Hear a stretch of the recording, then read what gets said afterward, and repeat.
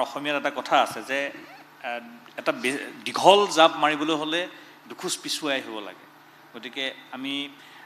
টকিঅ'ত আগবাঢ়িলোঁ পেৰিছত দুখোজ পিছুৱাই পেলাই লছ এঞ্জেলছত ডাঙৰ জাপটো মাৰিবলৈ আমি সাজু হৈ আছোঁ অকণমান পৰিকল্পনাটোৰ কথা মই জানিব বিচাৰিম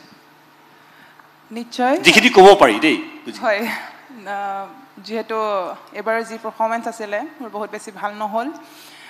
মই মোৰ 100% দিলোঁ বাট এই দিনটো মোৰ নাছিলে সো ৰিজাল্টটো এনেদৰে নাহিলে টকিঅ'তকৈ মোৰ এবাৰ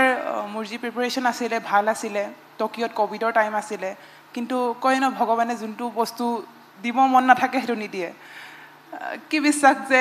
নেক্সট আৰু বেছি ভাল হ'ব বা কিবা ভালৰ কাৰণে মোক ভাল হ'ব ভগৱান আছে কি ধৰণে প্ৰস্তুত কৰিছে আপুনি নিজক এতিয়াৰ পৰা কাৰণ এইটো এটা দীৰ্ঘকালীন পৰিকল্পনা লাগিব যেহেতু লাষ্ট টকিঅ'ৰ পিছত একেবাৰে বাকী সমাজখন বাদ দি মই একেবাৰে পেৰিছৰ কাৰণে ৰেডি হৈছিলোঁ আৰু অলপ যেহেতু প্ৰত্যেকটো বস্তু এক্সপেৰিমেণ্টে হয় এবাৰো যে এটা নতুন প্ৰচেছত আগবাঢ়িম আৰু নতুন সপোন লৈ এবাৰ মোৰ অলপ টাৰ্গেটটো যে এটা ডাঙৰ টাৰ্গেট আগত নলৈ সৰু সৰু ষ্টেপকে যদি মই চিন্তা কৰোঁ মই ভাবোঁ বেছি বেটাৰ হ'ব মোৰ কাৰণে যেহেতু আগত ৱৰ্ল্ড চেম্পিয়নশ্বিপ আছে এছিয়ান গেমছ থাকিব কমনৱেলথ গেমছ থাকিব চ' মই সৰু সৰুকৈ এটাকৈ ষ্টেপ ল'ম না কি একেবাৰে একদম ডাঙৰ জাপ নামাৰাকৈ মই ভাবিছোঁ যিহেতু সৰু সৰুকৈ টাৰ্গেট লৈ কৰাটো বেছি মোৰ কাৰণে বেটাৰ হ'ব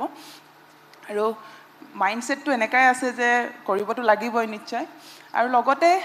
বিচাৰোঁ যাতে মোৰ লগত আৰু ল'ৰা ছোৱালী আমাৰ অসমৰ পৰা ওলায় তেতিয়া মই বেছি সুখী হ'ম যে যিহেতু এবাৰ যি